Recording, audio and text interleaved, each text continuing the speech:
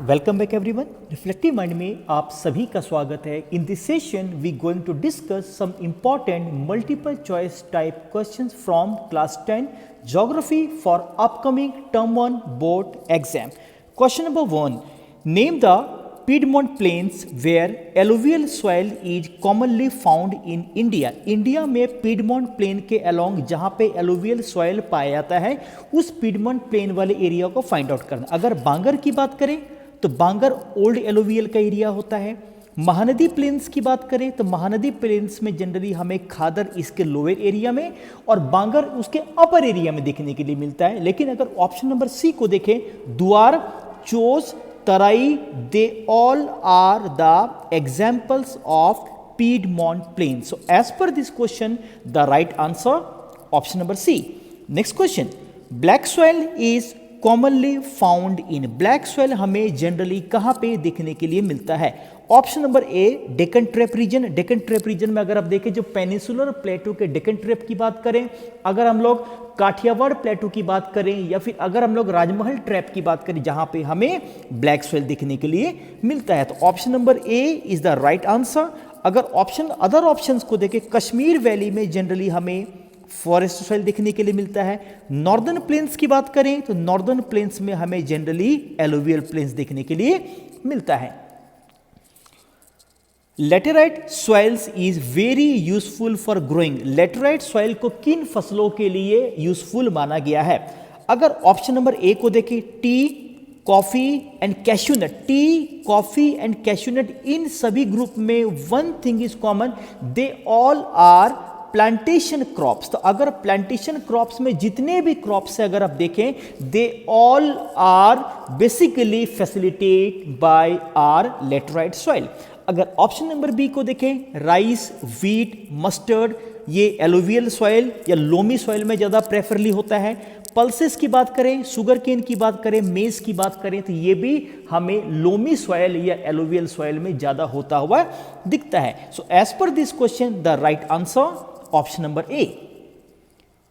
Question number next, read the following features of a soil and name the related soil. अगर इन सभी soil से related यहाँ पे 3 फीचर्स को यहाँ पे एसोसिएट किया गया है, हम उन्हें एक एक करके देखें। Develops in high rainfall area. Intense teaching यहाँ पे नहीं समझना है, इसे क्या समझना है? Leaching. Intense leaching process takes place. And option number C, humus content is low. अगर आप इनमें देखें तो एक ऐसा सॉइल जो जनरली हाई रेनफॉल वाले एरिया में डेवलप होता है, हम उसे लेटेराइट कहते हैं। अगर लीचिंग के फीचर की बात करें तो एल से लीचिंग वो लेटेराइट का एक बहुत ही इंपॉर्टेंट फीचर माना जाता है और इस लीचिंग के कारण हमें लेटेराइट सॉइल में ह्यूमस कंटेंट लो देखने के लिए मिलता है। So as per this question the right answer option number D, laterite, laterite and laterite. Question number next, अब आप इस मैप में शेडेड एरिया को आप अच्छे से देखिए और क्वेश्चन की डिमांड है कि शेडेड एरिया में जनरली हमें किस प्रकार का सॉइल देखने के लिए मिलता है।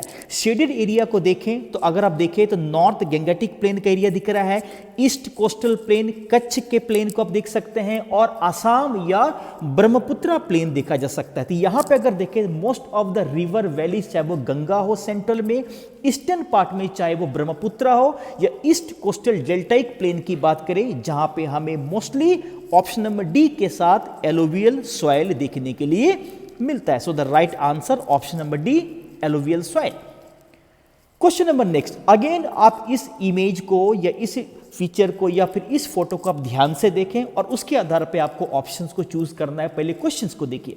This soil is range from red to brown in colour and is generally sandy in texture and saline in nature। identify the soil। एक ऐसा सॉइल जो रेड से ब्राउन कलर के बीच में वेरी करता है, इसके टेक्सचर में सैंड का कंटेंट ज़्यादा मिलेगा और ये अपने नेचर में सलाइन होगा। सैंड के कंटेंट का ज़्यादा होने का मतलब ही यहाँ पे सैंड का ज़्यादा होना, सलाइन नेचर का मतलब एक्सेसिव इवापोरेटिंग कंडीशन में इस प्रकार के सॉइल का फॉर्म होना है। तो लेटेराइट सॉइल लीचिंग से बनता है, इसमें नहीं होता है। ब्लैक सॉइल की बात करें तो ब्लैक सॉइल सबसे मोस्ट लॉन्गर ड्यूरेशन तक मॉइस्चर रिटेनिंग सॉइल होता है। रेड और येलो सॉइल की बात करें आयरन डिफ्यूजन हाइड्रेशन के कारण दिखता है। लेकिन अगर सैंडी इन टेक्सचर और सलाइन इन नेचर की बात करें तो option number B arid soil is the most appropriate option as per this question. Question number next को देखें, आप इस इमेज को ध्यान से देखें और यहां पे आपको एक ब्लैक कलर का सॉइल यहां पे दिख रहा है। This soil is found in the plateau of Maharashtra. This soil is well known for their capacity to hold moisture and made of extremely fine particles. इसका मतलब क्या है, ये अपने नेचर में क्लेई होगा, लॉन्गर ड्यूरेशन तक ये मॉइस्चर को रिटेन करने की कैपेसिटी रखता है। लेटराइट सॉइल की बात करें, लेटराइट सॉइल की उसमें लीचिंग के कारण उसमें ह्यूमस कंटेंट लो होता है, वो उतना ज़्यादा फर्टाइल सॉइल नहीं माना जाता है। रेड और येलो सॉइल की बात करें आयरन डिफ्यूजन हाइड्रेशन के कारण ज़्यादा बनता हुआ दिखता है। फॉरेस्ट सॉइल की बात करें जिसमें ऑर्गेनिक कंटेंट का प्रोपोर्शन हमें ज़्यादा देखने के लिए मिलता है। सो इस इमेज को देख के ही अगर आप आंसर को थोड़ा सा गेस करें, सो द ब्लैक सॉइल और द लावा सॉइल और द रेगूर सॉइल और द वोल्केनिक सॉइल भी हम कई बारी से कहते हैं। Option number B is the right answer. Next question में अगेन इंडिया के मैप में एरिया को शेडेड किया गया है और शेडेड एरिया किस प्रकार के सॉइल को आपको रिप्रेजेंट करता हुआ दिखता। अगर आप शेडेड एरिया को ध्यान से देखें तो इसमें मालवा प्लेटू का एरिया, डेक्कन प्लेटू का एरिया, कृष्णा गोदावरी के अपर वैली को देख सकते हैं, कच्छ पेनिनसुला के कुछ पार्ट को और काठियावाड़ पेनिनसुला का कुछ पार्ट दिखता है। They all areas specially famous for regur soil, regada soil और the black cotton soil. Option number A is the right answer as per this question. Next question जो कहीं ना कहीं मैच द फॉलोइंग एग्रीकल्चर के chapter से plantation agriculture के different name को arrange करता हुआ दिखा रहा है। तो match list 1 with list 2 and select the correct answer from the code given below the list. जब भी आप इस प्रकार के क्वेश्चन से फेस टू फेस करें, आप सबसे पहले यहाँ पे क्वेश्चंस के सीरीज को मेंशन करिए और फिर उसके अकॉर्डिंग क्या होगा उसे साथ साथ मेंशन करते हुए चले। अगर बेवार की बात करें ए का 4, अगर पेंडा की बात करें आंध्र प्रदेश, अगर कोलम कोमन की बात करें ओडिशा और कुरुआ की बात करें ये झारखंड में शिफ्टिंग या प्रीमिटिव एग्रीकल्चर के डिफरेंट नेम्स हैं। So as per this question the series will be 4, 3, 1 and 2 and the right answer is the option number C 4, 3, 1, 2. Bewar MP, Penda Andhra Pradesh, Koman Odisha and the Kuruva is the Jharkhand is the right answer is C. Question number next, once again the match the following का question है। Column A और column B. Column A में कहीं ना कहीं अगर आप देखें सॉइल कंजर्वेशन के डिफरेंट मेथड्स हैं और कॉलम बी के साथ उसे मैच करना है। अगर shelter belt, badland, sheet erosion and gullies, यहाँ पे रीजनल मेजर्स भी हैं और कहीं ना कहीं कंजर्वेशन मेजर्स भी दिया हुआ है। अगर शेल्टर बेल्ट की बात करें तो शेल्टर बेल्ट का मतलब ही होता है planting lines of trees to create shelter, A का 2। अगर बैडलैंड की बात करें तो water flows as a sheet over larger area और द डीप चैनल्स। बैडलैंड की बात करें तो यहां पे बैडलैंड कहीं ना कहीं किसको दिखाता है, जो लैंड कल्टीवेशन के लिए कहीं ना कहीं क्या हो जाता है, अनफिट हो जाता है, बी का 3। अगर शीट एरोजन की बात करें तो water flows as a sheet over a larger area, C का 4। और अगर आप डी की बात करें गलीज का मतलब ही एक प्रकार का डीप चैनल्स होता है। तो ए का 2, बी का 3, सी का 4 एंड डी का 1 the right answer option number A as per this question. Question number next again match the following का है जिसमें कॉलम ए में टाइप्स ऑफ एग्रीकल्चर और उसके नेचर को दिखाया गया। अगर प्रीमिटिव सब्सटेंस फार्मिंग की बात करें तो primitive subsistence farming means slash and burn agriculture, A का 3। अगर कमर्शियल फार्मिंग की बात करें तो commercial farming means an example of commercial farming, no high doses of modern inputs, B का 4। अगर सी की बात करें intensive subsistence farming means labour intensive और द लेबर इंटेंसिव करके देख सकते हैं 1 और डी को देख के plantation cultivation means an example of commercial farming, D का 2। तो ए का 3 अगर आप देखें देन बी का 4 देन सी का 1 एंड डी का 2। So as per this question the right answer option number D. Next one, once again the match the following, लेकिन यहां पे आपको कोड से सेलेक्ट करना, which of the following is not correctly matched, कौन सा option यहां पे या पेयर यहां पे करेक्टली मैच्ड नहीं है। On the basis of origin, resource classification का क्राइटेरिया, और दूसरे ओर रिसोर्स के प्रकार। On the basis of origin flora and fauna, basis of origin के आधार पे बायोटिक और एबायोटिक का रिसोर्स क्लासिफाइंग हमें दिखता है। On the basis of exhaustibility, renewable and non renewable, ये बिल्कुल सही है। ऑप्शन नंबर 3 को देखें, on the basis of ownership, individual, community, national, international, ये भी ठीक है। और 4 को देखें, on the basis of status of development, potential, developed, stock and reserve. So 1 number को देखें, on the basis of origin is not appropriately match, so the right answer A. Question number next, जो resources के कहीं ना कहीं interactional relationship के आधार पे है, जो नेचर, टेक्नोलॉजी और इंस्टीट्यूशन, इन तीनों का ही एक joint interactional result human being के एफर्ट के द्वारा रिसोर्स के फॉर्म में दिखता है, जिसमें हमारी नीड को फुलफिल करने का एक पोटेंशियल होता है। Transformation of things available in our environment involves an interactive relationship between nature and technology, nature, technology and institution. तो यहां पे देखिए, nature, then technology, then institution. Option number B is the right answer. Question number next, what can be called a resource, किसे हम resource कह सकते हैं।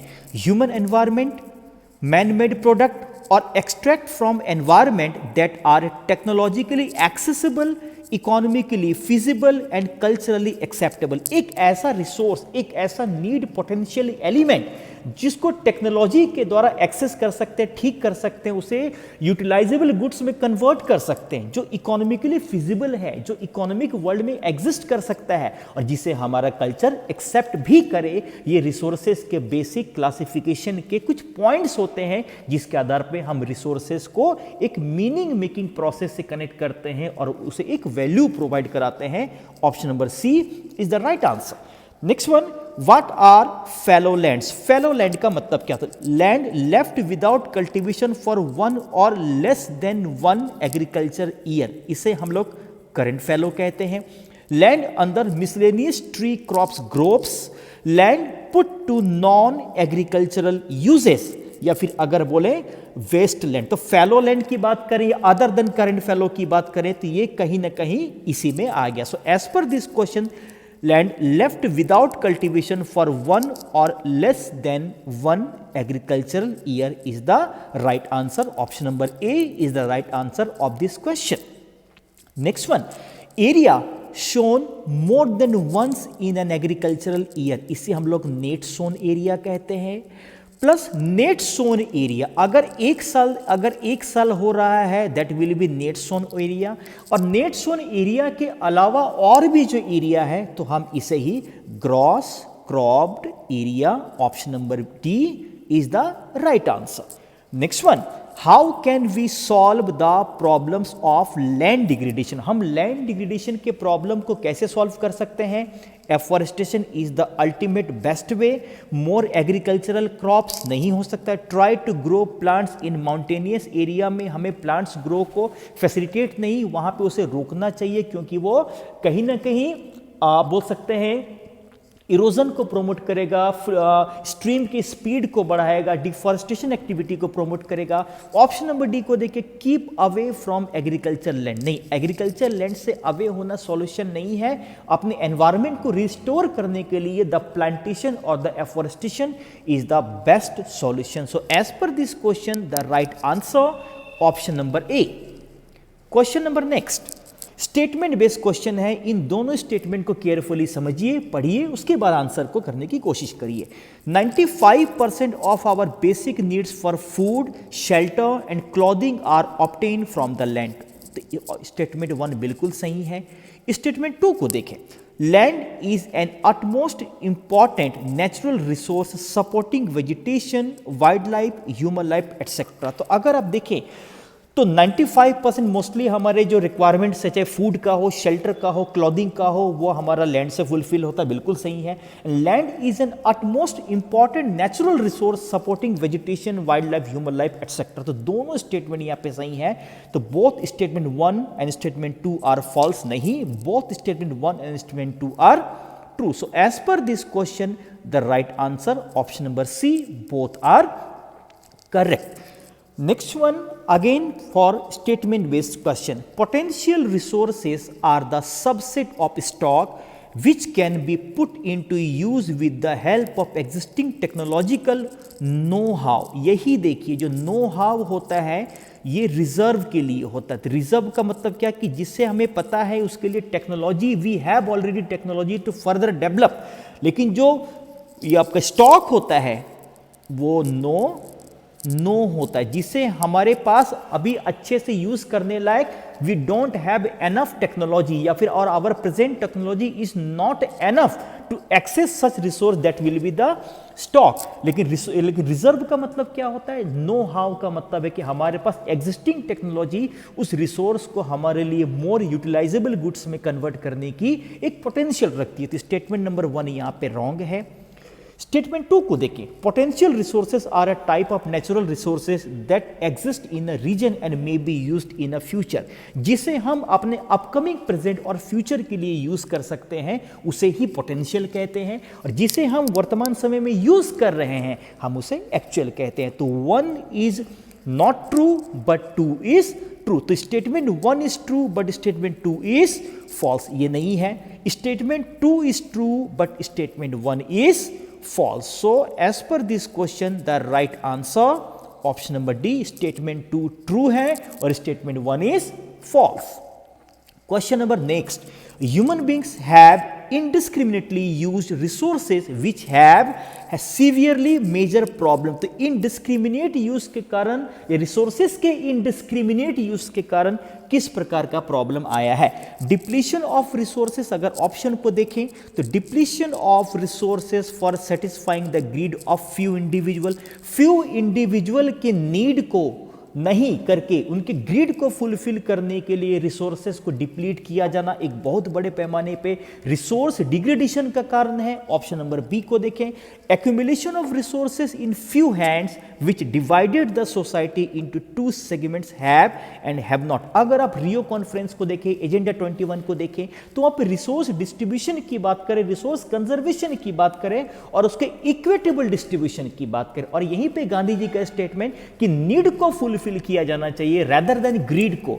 तो कहा जाता है कि रिसोर्सेस का बहुत ज्यादा प्रोडक्शन ना हो के मास प्रोडक्शन मास पीपल के द्वारा हो, तो मास प्रोडक्शन पे ज्यादा जोर ना दे के प्रोडक्शन बाय मासेस पे जोर कहीं ना कहीं ज्यादा है। तो इन दोनों प्रॉब्लम्स के कारण इनडिस्क्रिमिनेट रिसोर्सेस का यूज हो रहा है। So as per this question the right answer option number C, both.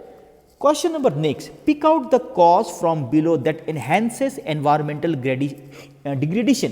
कौन सा एक ऐसा ऑप्शन है जो environmental degradation को सपोर्ट करता है, उसे अपलिफ्ट करता है, उसे ट्रिगर करता है, उसे आगे बढ़ाता है?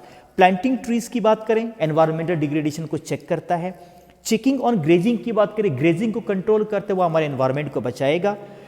Ban on use of plastic bags की बात करें, उसके कारण भी हमारा एनवायरमेंट क्या होता है, चेक होता है। लेकिन अगर आप बहुत ज्यादा एग्जॉस्ट फ्यूम एमिटेड करने वाले, अगर आप फॉसिल फ्यूल्स के प्रोडक्शन को, उसके कंजम्पशन को बढ़ाते हैं, उसके यूजेस को प्रमोट करते हैं, तो वो कहीं ना कहीं हमारे एनवायरमेंट को डिग्रेड करेगा, उसे कहीं ना कहीं लॉस पहुंचाएगा। So as per this question the right answer option number D.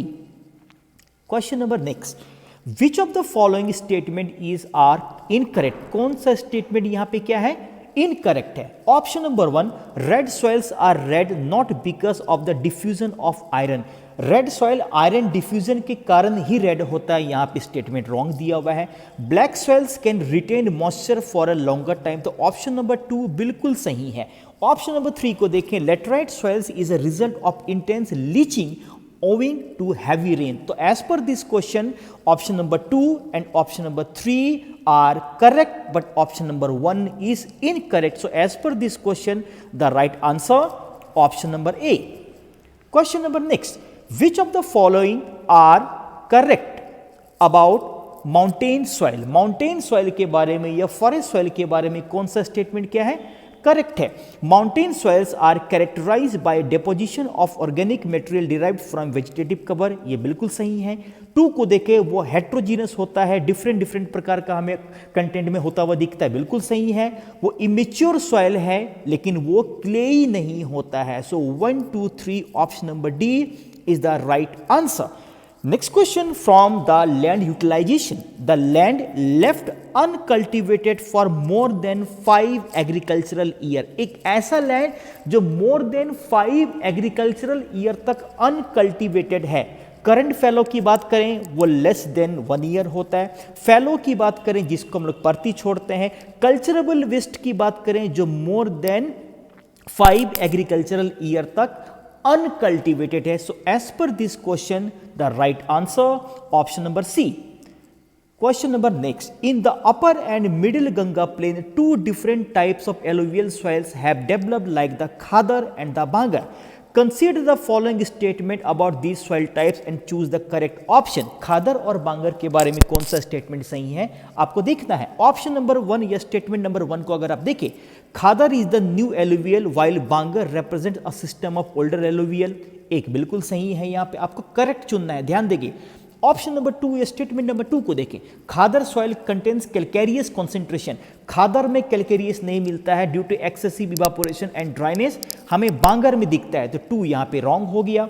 The sand content in this soil decrease from west to east. अगर आप एलुवियल सॉइल के एक्सटेंशन को देखें तो अगर वेस्ट गंगा प्लेन से अगर ईस्ट गंगा प्लेन की बात करें तो वेस्ट गंगा प्लेन में हमें सैंड का कंटेंट ज़्यादा दिखता है और ईस्ट गंगा प्लेन में हमें सैंड का कंटेंट कम दिखता है। तो इस पॉइंट ऑफ व्यू से स्टेटमेंट नंबर 3 बिल्कुल सही है along with statement number 1। So the right answer option number D 1 and 3 is the right answer. Question number next. The lower horizon of soil are occupied by कंकड़ due to increasing। अगर बांगर को देखें, arid soil को देखें तो उसके lower strata में या होराइजन में हमें कंकड़ या कैल्केरियस डिपॉजिट्स देखने के लिए मिलता है। वो क्यों होता है? मैग्नीशियम कंटेंट नहीं होता है, पोटास लाइम नहीं होता, ये एक्सेसिव इवापोरेशन के कारण होता है जो कहीं ना कहीं कैल्शियम कंटेंट के डिपोजिशन को दिखा रहा होता है। Next question, the texture of soil varies according to the mountain environment. Mountainous environment में उसका टेक्सचर सॉइल का क्या करता है? वेरी करता है। They are loamy and silty in valleys. अगर वैली एरिया में देखें तो वो 2 प्रकार का मिक्सेस एज अ लोमी दिखता है या फिर हमें सिल्टी दिखता है। लेकिन अगर हम लोग अपर स्लोप में देखें तो अपर स्लोप में वो कहीं ना कहीं सिल्टी दिखता है और लोअर एरिया में हमें इस टाइप से नेचर होता है। कहने का मतलब यहाँ पे क्या है कि वो अलग अलग नेचर का वो होता हुआ हमें कहीं ना कहीं दिखता है। अपर एरिया में देखें तो कोर्स ग्रेन है, लोअर एरिया में देखें तो वो फाइन ग्रेन है। किस प्रकार के सॉइल का ये फीचर दिखा रहा है? रेड एंड येलो सॉइल नहीं होगा, लेटराइट सॉइल लीचिंग से होता है। So the most appropriate answer option number C is the forest soil. Question number next, ravines refer to. Ravines की बात करें जो गली एरोजन के द्वारा डीप वाटर इरोजनल रिजल्ट को कहीं ना कहीं दिखाता था। Ravines means a bad land topography in the central India या फिर एमपी, राजस्थान या यूपी के एडजॉइनिंग एरियाज में। तो बैडलैंड किस रिवर के द्वारा सबसे फेमस बैडलैंड बनाया गया था, जिसे हम लोग कई बार गली इरोजन से भी कई बार उसे हम लोग डिनोट करते हैं। तो badland created by Chambal valley. So as per this question the right answer option number C. Question number next, facilities like irrigation, awareness about modern technologies of agriculture, Kisan credit cards, provision of crop insurance, personal accident insurance scheme, special weather bulletins and minimum support price, they all are in the field of agricultural reform. They all are the examples of reform in the field of our agriculture. लेकिन ये किस प्रकार के reform को बताता है? Input measure, physical measures या human resource है? ये इनपुट मेजर है, लेकिन इन इनपुट मेजर्स को as a technological and institutional measure यहाँ पे लिया जा रहा है। So as per this question the right answer option number A.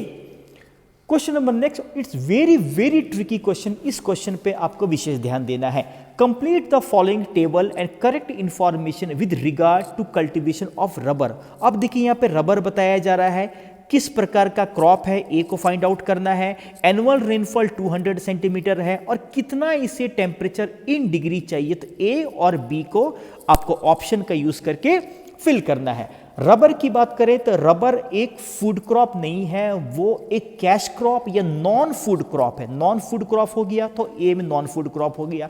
B को देखें तो कितना डिग्री से रिक्वायर ग्रोइंग टेम्परेचर चाहिए, तो 35 डिग्री सेल्सियस या 25 डिग्री सेल्सियस। हम इसे 25 डिग्री सेल्सियस से ऊपर जनरली कंसीडर करते हैं, 35 डिग्री का टेम्परेचर थोड़ा सा ज्यादा हो जाता है। सो अगर ऑप्शन को देखें तो non food crop and the temperature is above 25 degree Celsius. The right answer as per this question, option number B. Question number next, again match the following. So column A और column B को आपको match करना है कि किस crop के according कौन सा सॉइल सबसे फर्टाइल माना जाता है। अगर हम यहाँ पे कॉटन को देखें तो कॉटन आपका किस सॉइल में होता है, सबसे बेस्ट वो रेगूर या कहीं ना कहीं वोल्केनिक सॉइल में, तो बी का 1 है।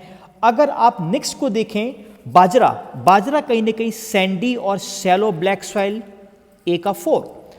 अगर आप नेक्स्ट देखें सी, मेस को देखें तो मेस कहीं ना कहीं ओल्ड एलोवियल या बांगर में अच्छे से होता है। तो एज पर दिस क्वेश्चन अगर आप ऑप्शंस को देखें तो ए का 4, अगर बी का देखें बी का 1, सी का अगर आप देखें तो सी का 2 ओल्ड एलोवियल एंड डी को देखें so well drain fertile soil. So as per this question the right answer option number B. Question number next, which of the following crop is not a millet? किसे आप मोटे अनाज की category में नहीं रखेंगे। ज्वार आता है, रागी आता है, बाजरा आता है, लेकिन हम मेज को जनरली मिलेट्स की कैटेगरी में नहीं रखते हैं। और पैडी के बाद, व्हीट के बाद मेज इंडिया का 3rd मोस्ट इंपॉर्टेंट सीरियल्स या आप एक तरीके से बोल सकते हैं कि फूड क्रॉप माना जाता है। Next one, again one of the important tricky question is the cereal based or the crop based. Complete the following table with correct information with regard to cultivation of cotton. अब cotton के लिए किस प्रकार का season चाहिए, किस प्रकार का सॉइल चाहिए, और temperature already mention here as a high. तो कॉटन की बात करें तो कॉटन क्रॉपिंग पैटर्न में कहाँ पे फिट होता है, खरीफ में होता है या रबी में होता है। आपको पता है पैडी के साथ, जूट के साथ, वो खरीफ का फसल है। लेकिन किस प्रकार का soil, the volcanic, the regur soil, regada soil, black soil is the utmost important for our cotton. So as per this question the right answer kharif and black soil, option number A. Question number next थोड़ा सा long statement based है, लेकिन इसे ध्यान से पढ़ने की जरूरत सबसे पहले है। इंडिया हैज 3 क्रॉपिंग सीजन, रबी, खरीफ, जायद। ये किसके बारे में बताया जा रहा है, क्रॉपिंग सीजन के बारे में बताया जा रहा है। Rabi crops are sown in winter from October to December and harvested in summer from April to June. Kharif crops are grown with the onset of monsoon in different parts of the country and these are harvested in September to October. In between Rabi and Kharif, basically a short season, especially famous in the hot summer season, they are Zaid season.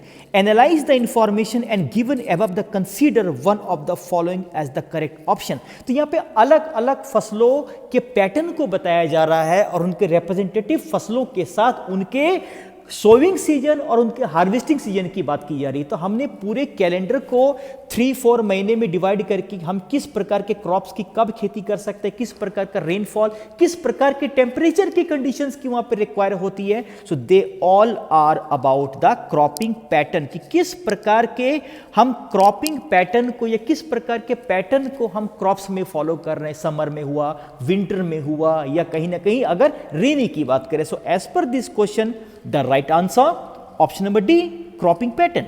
अब आप इस image को ध्यान से देखिए, यहां पे आपको टी प्लांटेशन का इमेज यहां पे दिख रहा है। So what type of agriculture is this picture portraying? ये पिक्चर किस प्रकार की एग्रीकल्चरल टाइप को बता रहा है? प्रीमिटिव सब्सटेंस फार्मिंग, ये झूमिंग को नहीं दिखा रहा है। इंटेंसिव सब्सटेंस फार्मिंग की भी बात करें तो ये कहीं ना कहीं पैडी, वीट, कॉटन को नहीं दिखाता हुआ दिख रहा है। क्योंकि प्लांटेशन एग्रीकल्चर की बात करें, N example of profit oriented, market oriented commercial agriculture or the commercial farming? So as per this question, the right answer option number C. Question number next. Which one of the statement is incorrect as regard to commercial farming? Commercial farming के बारे में कौन सा statement क्या है, incorrect है? Option number 1 अगर आप देखें, crops are grown for sale, बिल्कुल सही है। Family involve in growing crops, नहीं, फैमिली यहाँ पे इन्वॉल्व नहीं होती, यहाँ पे हायर्ड लेबर रखा जाता है, मशीन का यूज किया जाता है, because objective is commercialising, objective is mass production. तो बी यहाँ पे फिट नहीं है। प्रैक्टिस लार्ज एरिया में होता है, higher doses of chemicals, pesticides, इन सभी का यूज करते हैं। So as per this question the right answer option number B. Karnataka is famous for which plantation crop? अगर शुगर केन की बात करें तो यूपी एंड महाराष्ट्र, टी की बात करें तमिलनाडु, असम, वेस्ट बंगाल, जूट की बात करें तो waste Bengal, Assam, Bihar, but coffee की बात करें तो कॉफी के लिए हमारा कर्नाटका वर्ल्ड फेमस दिखता है। So as per this question the right answer option number D. Question number next, choose the correct option for the riddle. इस रिडल के लिए इस रिडल को ध्यान से पढ़ना है और फिर ऑप्शंस का यूज करते हुए हमें करेक्ट ऑप्शन चूज करना है। आई require high doses of biochemical, तो यहाँ पे हाई डोजेस ऑफ केमिकल्स का यूज किया जा रहा है, क्यों? क्योंकि प्रोडक्टिविटी हाई है, प्रोडक्शन हाई है, ऑब्जेक्टिव कमर्शियल है रेदर देन सब्सटेंस है। I am practised in areas of high population, high population वाले एरिया में उसकी प्रैक्टिस की जा रही है। I produce good yield with irrigation facilities. अब देखिए यहाँ पे अब कमर्शियलाइजिंग है, लेकिन कमर्शियलाइजिंग के साथ साथ यहाँ पे एक चीज और भी बताया जा रहा है कि हाई पॉपुलेशन वाले एरिया। तो हाई पॉपुलेशन का मतलब क्या कि उनके फूड रिक्वायरमेंट को भी हमें फुलफिल करना है। तो intensive farming, primitive subsistence farming नहीं होगा। कमर्शियल फार्मिंग भी अगर आप देखें तो कमर्शियल फार्मिंग हम थोड़ी देर के लिए यहाँ पे कंसीडर कर सकते हैं, लेकिन I require high doses of biochemical, biochemical का हाई डोजेज है ना, एरियाज ऑफ हाई पॉपुलेशन में अगर है तो यहां पे intensive subsistence farming is the most appropriate answer. अगर यहां पे हाई डोजेज केमिकल होता, good yield with irrigation facilities होती तो कमर्शियल फार्मिंग हो सकता था, लेकिन चूंकि यहां पे हाई डोजेज ऑफ बायोकेमिकल के साथ साथ हाई पॉपुलेशन है तो इंटेंसिव फार्मिंग का ऑप्शन यहां पे ज्यादा करेक्ट लगता है यहां पे। Next one, which one of the following conferences was convened to discuss environmental protection and socio-economic development at the global level at 1992? अगर रियो 1992 की बात करें, ग्लोबल फॉरेस्ट प्रिंसिपल की बात करें, एजेंडा 21 की बात करें, अगर हम सस्टेनेबल डेवलपमेंट की बात करें, इन सभी कंसेप्ट की एडवोकेसी पहले अर्थ समिट रियो 1992 से की गई थी। So as per this question the right answer option number C, Rio de Janeiro Earth Summit, option number C. Question number next, India has land under a variety of relief features, which of the following feature ensure perennial flow of some rivers, provide facilities for tourism and ecological aspects. अगर plain को देखें तो plane से generally हमें glacier नहीं दिखते हैं, तो पेरिनियल फ्लो वहां पे प्लेन में होता हुआ दिखता है, लेकिन उसका सोर्स या तो माउंटेन होगा या तो प्लेटू होगा, तो प्लेन नहीं होगा। प्लेटू की बात करें तो प्लेटू भी बहुत ह्यूज अमाउंट में हमें ग्लेशियर का सोर्स बनता हुआ दिखता है, लेकिन इंडिया में प्लेटू या पेनिसुलर प्लेटूज की वो हाइट नहीं है ताकि वहां से पेरिनियल रिवर का फ्लो हो सके। So as per this question the right answer option number D, mountains. Question number next, which one of the following human activities has contributed significantly in land degradation? किस human activity ने land degradation को सबसे ज्यादा support किया है? Deforestation, crop rotation, shelter belt और प्लोविंग। अगर आप देखें प्लोविंग का रॉन्ग वे, शेल्टर बेल्ट के कारण कहीं ना कहीं कंजर्वेशन होता है, क्रॉप रोटेशन के कारण कंजर्वेशन होता है, तो सबसे जो खतरनाक डिस्ट्रक्टिव ह्यूमन एक्टिविटी जिसने लैंड डिग्रेडेशन को सबसे ज्यादा ट्रिगर किया है, the answer is option number A, deforestation. Next one, consequence of environmental degradation do not respect national or state boundaries. Which of the following is the essence of this statement? जब हम लोग land degradation की बात करते हैं, resource depletion की बात करते हैं, तो एनवायरमेंटल डिग्रेडेशन सिर्फ नेशनल और स्टेट का इश्यू नहीं है, वो एक एनवायरमेंटल, इंटरनेशनल, एक ग्लोबल इश्यू है, और इसलिए हमें in global, national, international level पे एक सपोर्ट, एक कॉपरेशन और रिसोर्सेज को कंजर्वेशन के साथ प्रेजेंट नीड्स को फुलफिल करते हुए हमें अपकमिंग जनरेशन के नीड्स को भी सेफ रखते हुए एक सस्टेनेबल डेवलपमेंट जियो और जीने दो के मैसेज को एडवोकेट करते हुए हमें रिसोर्स कंजर्वेशन की दिशा में बढ़ना पड़ेगा। So as per this question the right answer option number C. Question number next, find the incorrect match. कौन सा मैच यहां पे इनकरेक्ट है? ऑप्शन नंबर ए को देखो, alluvial soil sugarcane cultivation, बिल्कुल सही है। ब्लैक सॉइल की बात करें कॉटन कल्टीवेशन, लेटेराइट सॉइल की बात करें cashew cultivation, but red soil की बात करें एप्पल कल्टीवेशन में नहीं। एप्पल कल्टीवेशन मोस्टली हमें फॉरेस्ट सॉइल में होता हुआ दिखता है। So as per this question the right answer option number D is incorrectly matched. Question number next, which among the following is incorrect about coffee cultivation in India? Coffee cultivation के बारे में India में कौन सा statement incorrect है या not true है? Indian coffee is known in the world for its quality, बिल्कुल सही है।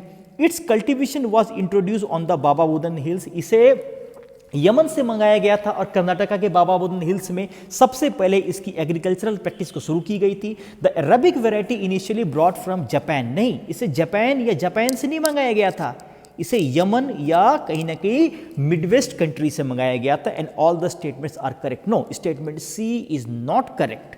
So as per this question the incorrect one is option number C.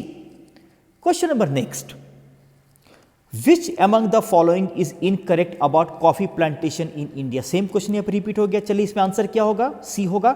Which among the following statement is true about the alluvial soil? alluvial soil के बारे में कौन सा statement true है? These soils are white in color. alluvial soil white नहीं होता है, ये ऐशी कलर का या राख के कलर का होता है, ये बिल्कुल गलत है।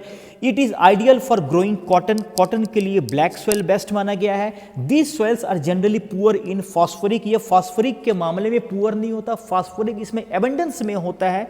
So A B C all are wrong and option number D, these soils are very fertile is the right answer as per this question. Question number next, assertion reason का क्वेश्चन है, फिर इसे ध्यान देने की जरूरत है। Sustainable development is essential for economic development of countries, जियो और जीने दो, और कहीं ना कहीं रिसोर्स कंजर्वेशन के साथ साथ रिसोर्स यूटिलाइजेशन को प्रमोट करता है। सस्टेनेबल डेवलपमेंट जो दोनों को ब्रिज भी करता है, बैलेंस भी करता है। रीजन को देखें, sustainable development ensure that environment friendly measures are adopted for caring and production process, है ना। तो अगर आप यहां पे देखें तो कहीं ना कहीं रीजन आर को या रीजन ए को या एजर्शन को, नॉट आर को, सॉरी, तो रीजन यहां पे ए को अच्छे से जस्टिफाई करता हुआ दिख रहा है। तो अगर ए को देखें, both A and R true and R is the correct explanation of assertion as A. Option number A is the right answer. Next one, What can be called a resource? किसे resource कह सकते हैं? तो यह extract from environment that are technologically accessible, economically feasible and culturally acceptable, ये पहले discuss कर चुके हैं।